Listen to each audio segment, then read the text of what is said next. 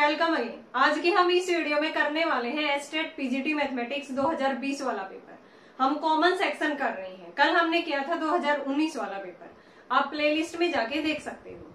ठीक है, 2020 में जो जनरल सेक्शन के अंदर 10 नंबर का मैथ्स आया था वो क्वेश्चन हम कर रहे हैं। तो उसका फर्स्ट क्वेश्चन क्या है? In the first year the population of A village increase by 5%। यानी कि किसी भी ईयर के अंदर, फर्स्ट ईयर के अंदर जो विलेज की पॉपुलेशन है वो कितनी इंक्रीज हो रही है? 5%। And in the next year it decrease by 5%। उससे नेक्स्ट ईयर वो डिक्रीज हो रही है 5%। If at the end of the second year the population was 79,800, what was it at the beginning of the first year. यानी कि जो वो population थी वो beginning of the first year वो कितनी थी, ये हमें यहाँ पे क्या करना है? फाइंड आउट करना है। ठीक है, तो हम मान लेते हैं कि बिगिनिंग में वो जो पॉपुलेशन थी वो कितनी थी? Population of village at the beginning में कितनी थी? वो x थी, मान लेते हैं। ठीक है, हमें ये सब कुछ लिखने की जरूरत नहीं है पेपर में, हमें डायरेक्ट करना है कि हम उसको x मान लेते हैं। वो फर्स्ट ईयर के अंदर कितनी इंक्रीज हो रही है? कोई भी चीज अपने आप में 100% होती है, तो इंक्रीज होगी वो कितनी होगी? 105/100, यानी कि 5% इंक्रीज हुई है। ठीक है, फिर इसने बोला है कि यहाँ पे वो नेक्स्ट ईयर कितनी डिक्रीज हो जाती है? 5%। यानी कि ये जो चीज थी जो इंक्रीज हुई है ये भी तो अपने आप में 100% है। यानी कि जो पॉपुलेशन थी ईयर की फर्स्ट ईयर में वो 5% इंक्रीज हुई, तो इंक्रीज होगी इतनी होगी 105/100। ठीक है, अब ये भी तो चीज अपने आप में 100% है, इसका 5% फिर से डिक्रीज हुआ है, तो मीन्स 95/100।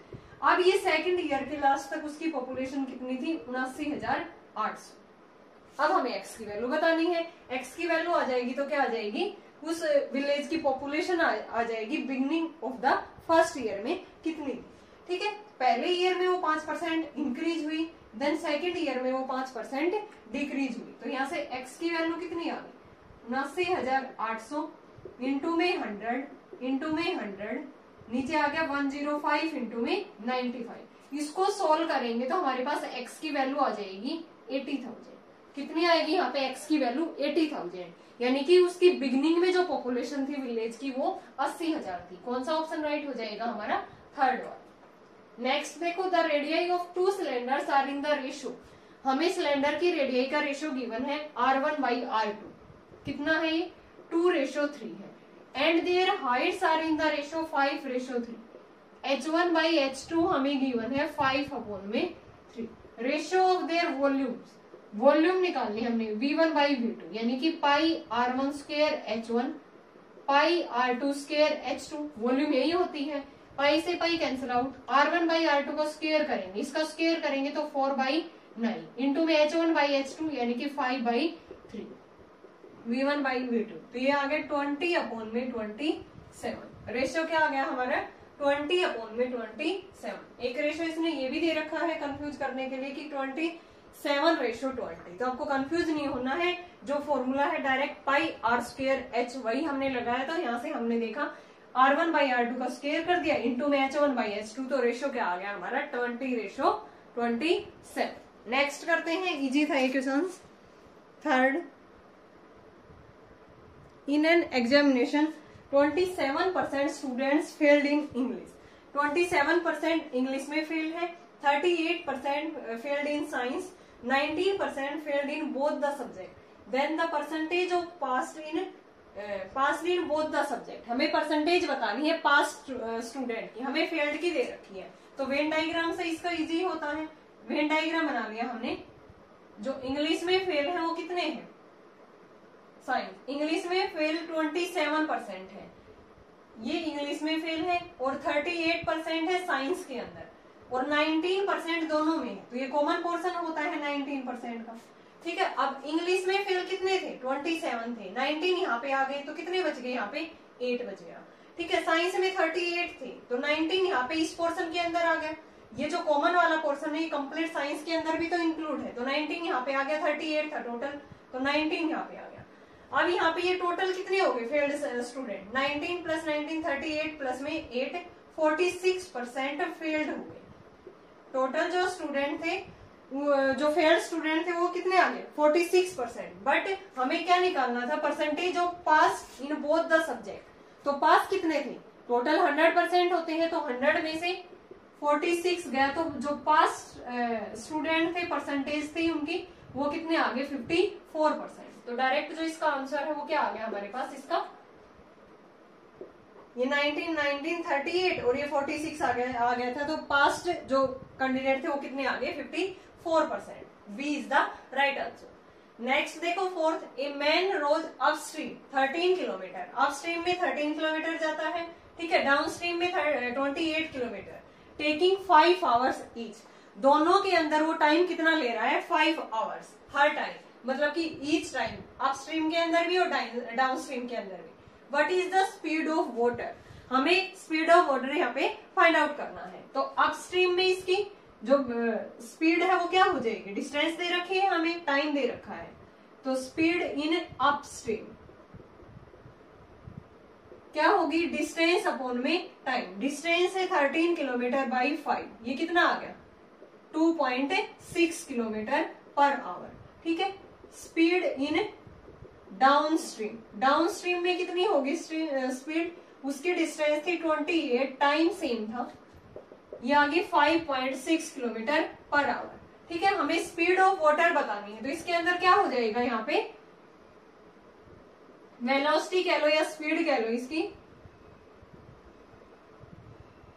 करंट क्या हो जाएगी, हाफ ऑफ, इसमें से ये माइनस कर देंगे, और ये हमने हाफ क्यों किया है, एक बार जो मैन है वो जा रहा है फिर वापिस आ रहा है, ठीक है। तो हमें वहां पे स्पीड ऑफ वाटर बताना है, तो ये डायरेक्ट क्या हो गया, हाफ इंटू में यहाँ पे कितना हो गया 3, यानी कि 1 and 1/2 our.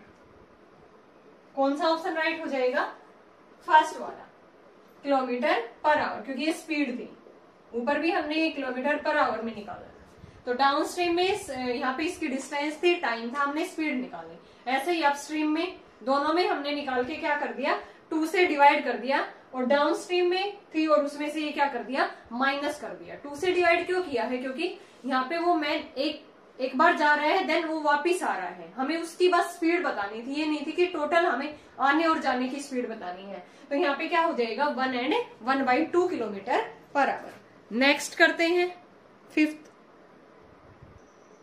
The square root of 1 3/4 की पावर 4 माइनस 2 and 1/3 की पावर 4 अपॉन में 1 and 3/4 का स्क्वायर माइनस 2 and 1/3 का स्क्वायर। तो यहाँ पे देखो स्क्वायर वाले टर्म है, तो ऊपर हम इसको स्क्वायर का स्क्वायर लिख सकते हैं ना, मिक्स्ड फ्रैक्शन गिवन है, इसको सिंप्लीफाई करेंगे तो क्या लिख सकते हैं, 4 1 जा 4 3, यानी कि 7/4 की पावर 4 माइनस 6, यानी कि 7/3 की पावर 4 अपॉन में क्या है यहाँ पे 7/4 का स्क्वायर माइनस में 7/3 का स्क्वायर। अब इसको स्क्वायर का स्क्वायर लिखेंगे, ठीक है। तो फिर A square minus B square open करेंगे तो ये बन जाएगा 7/4 का स्क्वायर माइनस 7/3 का स्क्वायर। एक तो ये बनेगा, एक प्लस वाला बनता है ना, ए स्क्वायर माइनस बी स्क्वायर क्या होता है, ए माइनस बी इंटू ए प्लस बी, इसको स्क्वायर का स्क्वायर लिख देंगे।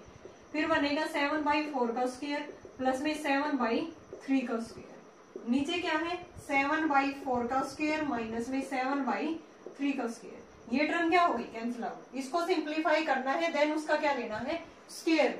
तो इसको सिंप्लीफाई करेंगे तो ये 49 अपॉन में 16 आएगा, 49 अपॉन में 9 आएगा। एलसीएम क्या है, क्या आएगा 16 9 जा 144। इसको 9 पे करेंगे, इसकी 9 के साथ मल्टीप्लाई करेंगे तो ये 441 आएगा, ठीक है। 9 16 पे जाएगा, 16 की इसकी मल्टीप्लाई करेंगे तो ये आएगा, ठीक है। इसको ऐड किया हमने 1225 बटे 154, इसका स्क्वायर रूट लेंगे हम। 1225 किसका होगा, 35 का होता है, 144 किसका होगा 12 का। इसको डिवाइड करेंगे तो ये कितना आएगा 2 पे जाएगा, फिर 11/12। तो कौन सा ऑप्शन राइट हो गया हमारा, फर्स्ट वाला, 2 and 11/12। तो इस इतनी सी कैलकुलेशन वाले क्वेश्चंस तो दे सकता है हर बार एचटेट, ठीक है। तो ये 35 का था और ये 12 का था, तो इसको हमने मिक्स्ड फ्रैक्शन में कन्वर्ट किया, तो मिक्स्ड फ्रैक्शन में ही आंसर हमें गिवन है। तो कौन सा ऑप्शन राइट हो जाएगा, फर्स्ट वाला, 2 and 11/12। अब देखो, after 5 years father's age will be 3 times of his son age. 5 years ago father's age was 7 times of his son age, present age of the father. ये 2019 वाले पेपर में भी ये क्वेश्चन आया था। देखो रिपीटेड क्वेश्चन आ रहे हैं, तो आपको प्रीवियस ईयर के क्वेश्चंस जरूर करके जाने हैं, उसमें एक दो क्वेश्चंस तो जरूर आता है रिपीटेड, और एक दो ऐसे आते हैं कि बस स्टेटमेंट चेंज हो, उसी टाइप के आते हैं लगभग। तो यहाँ से ये एज इट इज है 5 इयर्स के बाद, आफ्टर 5 इयर्स जो फादर्स की एज है वो 3 टाइम्स हो जाती है सन की एज की। तो यहाँ पे फादर्स एज मान लेते हैं हम, या उसकी सन की एज मान लो। फादर्स एज हमने x ईयर मान ली, सन की एज y ईयर्स मान ली, ठीक है, अलग अलग मान लेते हैं इस तरह से। आफ्टर 5 इयर्स ये x+5 होगा, ये क्या होगा y+5। जो फादर्स की एज है वो 3 टाइम्स हो जाती है, ये फादर्स की एज है वो 3 टाइम्स हो जाएगी इसकी सन की एज की, एक इक्वेशन बन गई यहाँ से। फिर 5 इयर्स पहले, यानी कि इसकी x-5 होगी फादर की, इसकी क्या होगी y-5 इयर्स पहले, एगो मतलब पहले, ठीक है। Father's age was 7 times of his son age, इसकी एज है वो 7 टाइम्स हो जाती है सन की एज की। ये दूसरी इक्वेशन है, तो हमें प्रेजेंट एज बतानी है। ये हमने क्या मानी थी, इनकी प्रेजेंट एज मानी थी, तो यहाँ से इनको सोल्व करेंगे। ऊपर वाली इक्वेशन x-3y, ये 15 माइनस में 5 उधर जाके 10, इसको सोल्व करेंगे तो x-5 equal to 7y minus में 35, यानी कि x-7y इक्वल टू माइनस का 30। इन दोनों को सब्ट्रैक्ट करते हैं, माइनस प्लस प्लस, ये कैंसिल आउट हो गया। यहाँ से 4y इक्वल टू 40 आ गया, y की वैल्यू क्या आ गई 10 आ गई, y की वैल्यू क्या आ गई 10 आ गई, ठीक है। तो x की क्या है, एक इक्वेशन में पुट कर देते हैं हम, x माइनस में 5 इक्वल टू, या x माइनस में 7y माइनस 30 है, यहाँ पे y की पुट करेंगे तो x माइनस 7 इंटू में 10 इक्वल टू माइनस 30, तो x आ गए यहाँ पे माइनस 30 और प्लस में 70, x की वैल्यू आ गई 40 इयर्स, और x क्या थी, present age of the father. तो हमें वही बताना है, अगर प्रेजेंट एज ऑफ सन पूछता तो वो क्या हो जाता 10 इयर्स, y की वैल्यू क्या थी 10 इयर्स। तो डायरेक्ट हमने कैसे किया है इसको, प्रेजेंट एज x और y मान लिया, 5 साल के बाद कह रहा है तो दोनों की एज में 5 ऐड कर दिया, जो फादर की एज है वो इसकी 3 टाइम्स हो जाती है, 5 इयर्स पहले x-5 y-5, तो ये 7 इयर्स हो जाती है। तो दो इक्वेशन आ गई यहाँ पे x और y के अंदर, सोल्व किया तो यहाँ पे y की 10, x की 40 ईयर, मीन्स उसकी फादर की प्रेजेंट एज है 40 year. First option is the right option. Next करते हैं 7th। 2 taps A and B would fill a tank completely in 30 and 36 minutes respectively. Both taps being opened. दोनों tap को एक साथ खोल दिया जाता है। Find when the tap A must be turned off. यानी कि A को कितनी देर के बाद बंद किया जाए कि so that the tank must be filled in 18 minutes. यानी कि A को कितने टाइम के बाद बंद कर दिया जाए कि जो टैंक है वो 18 मिनट में कंप्लीटली भर जाए। यानी कि पहले सबसे पहले 2 टैप कितना टाइम ले रहे हैं, यहाँ पे A टाइम ले रहा है 30 मिनट्स और B ले रहा है 36 मिनट। ठीक है, हम कैसे करते हैं, इनका एलसीएम लेते हैं, ये 180 आ गया, ये 6 और ये 5, ये यानी कि 1 यूनिट का काम होता है, ये हमारा टोटल होता है। अब इसने ये कहा है कि कितनी देर के बाद A को टर्न ऑफ यानी कि बंद किया जाएगा A टैप को, कि जो टैंक है वो कंप्लीटली कितने मिनट में भर जाए, 18 मिनट्स के अंदर। ठीक है, तो A तो मतलब कि इतनी देर तक चल रहा है 6 मिनट तक, और ये 5 मिनट तक, टोटल काम ये है। तो 18 मिनट्स तक चला है तो A को बंद कर दिया, तो मतलब इसने कितना फिल किया है B टैप ने, 5 इंटू में 18 मिनट्स तक चला है, ये 5 मतलब कि 5th पार्ट तक उसको फिल कर रहा है, तो कितना आ गई, 90। टोटल कितना था हमारा, जो पार्ट था वो 180 था, अब 90 B ने फिल कर दिया, क्योंकि A को तो बंद किया है। फिर ये कह रहा है कि A को बंद करने के बाद वो 18 मिनट्स में वो टैप फिल हो जाता है, यानी कि 18 इंटू में 5 इसने तो 90 तक पार्ट उसका फिल कर दिया।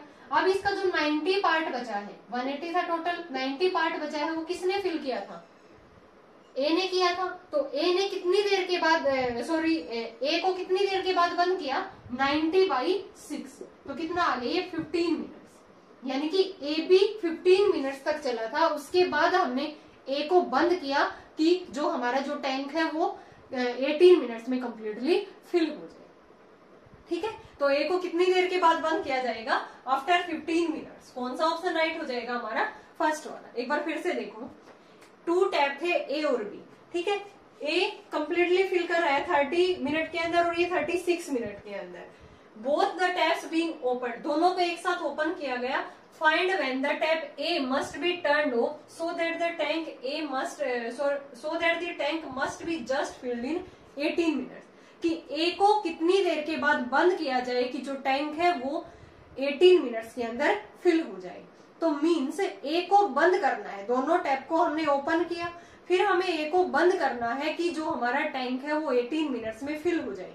यानी कि जो बी है तो वो कंप्लीट 18 मिनट्स चला है, ठीक है। तो इसने कितना पार्ट उस टैंक का फिल किया, ये कितना कर रहा है, 5th पार्ट कर रहा है। तो 5 इंटू में 18, उसने 180 में से 90 पार्ट बी ने फिल किया है। अब ए ने कितना फिल किया था, 180 में से 90 गए, 90 बच गया। अब ये कितना कर रहा है, 1 यूनिट के बराबर कितना कर रहा है, ये 6, तो 90/6। तो वो कितनी देर के बाद बंद किया था ए वाला टैप, आफ्टर 15 मिनट्स, ठीक है। तो फर्स्ट ऑप्शन इसका right answer. In how many years will a sum of, ये हमें प्रिंसिपल गिवन है, बिकम ये क्या है, अमाउंट है, at 10% per annum interest compounded half yearly. Compounded half yearly में क्या होता है, रेट हमारी आधी हो जाती है, टाइम क्या हो जाता है, डबल हो जाता है। तो इसमें टाइम मान लेंगे, लेट टाइम n ईयर्स मान लिया हमने, ठीक है। अमाउंट का फॉर्मूला क्या होता है, p into 1 plus r by 100 की पावर n, ठीक है। अमाउंट कितनी है, 926.10, प्रिंसिपल है 800, 1 प्लस रेट 10% दे रखी है, तो हाफ ईयरली बोला है तो रेट हाफ हो जाएगी, 5/100।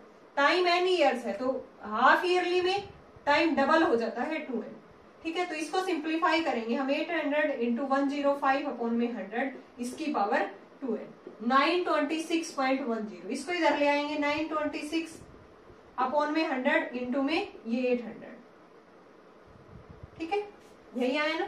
हाँ, इधर है 105 अपॉन 100 की पावर 2n। इसको हम सिंप्लीफाई करेंगे तो ये भी यही आएगा, इसको सिंप्लीफाई करेंगे 21 अपॉन में 20, तो ये भी क्या आ जाएगा, 21 अपॉन में 20 की पावर यहाँ पे क्या बनेगा, ये 3 बनेगा। इसको सिंप्लीफाई करेंगे तो इधर क्या था, 21 अपॉन 20 की पावर 2n। बेस सेम है, पावर को इक्वेट करेंगे, 2n इक्वल टू 3, n कितना आ गया, 3/2, यानी कि 1.5 ईयर।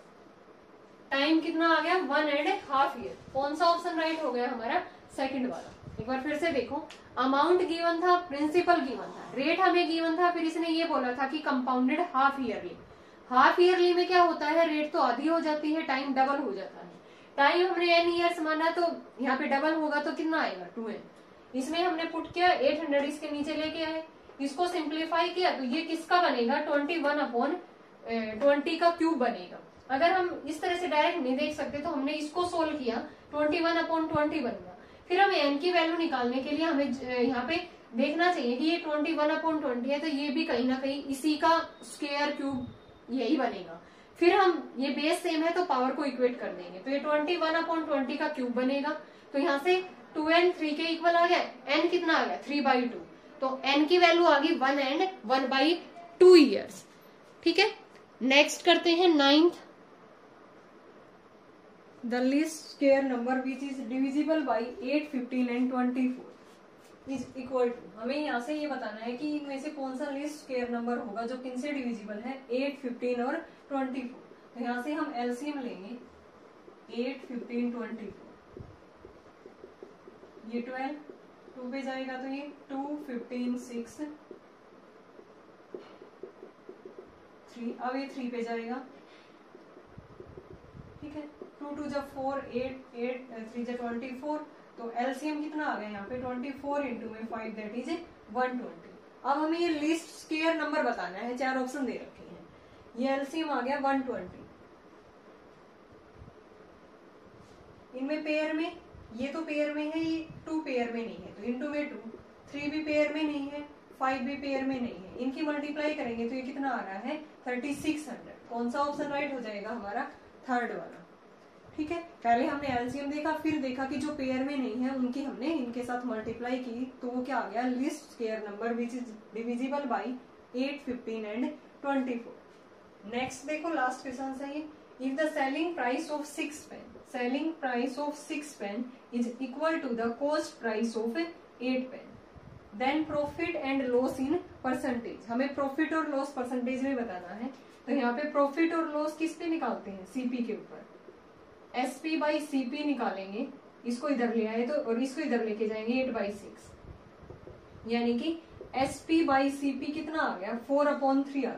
ये भी एक रिपीटेड क्वेश्चन है, लास्ट ईयर 2019 वाले पेपर के अंदर भी आया था, ये अब 2020 के अंदर भी आया था। अब यहाँ से देखो एसपी वो चीज उसने 4 रुपए की बेची है, 3 की खरीदी थी, तो प्रॉफिट हुआ है ना 1 रुपए का, किसके ऊपर, सीपी के ऊपर, इंटू में 100 परसेंटेज के लिए, ये कितना आ गया 33 एंड 1/3% प्रॉफिट। कौन सा ऑप्शन राइट हो गया हमारा, लास्ट वाला। ठीक है, इस टाइप का क्वेश्चंस भी आपको हर साल देखने को मिलता है। ओके गाइस, ये था हमारा पेपर 2020 वाला। आई होप आपको ये 10 क्वेश्चंस क्लियर होंगे।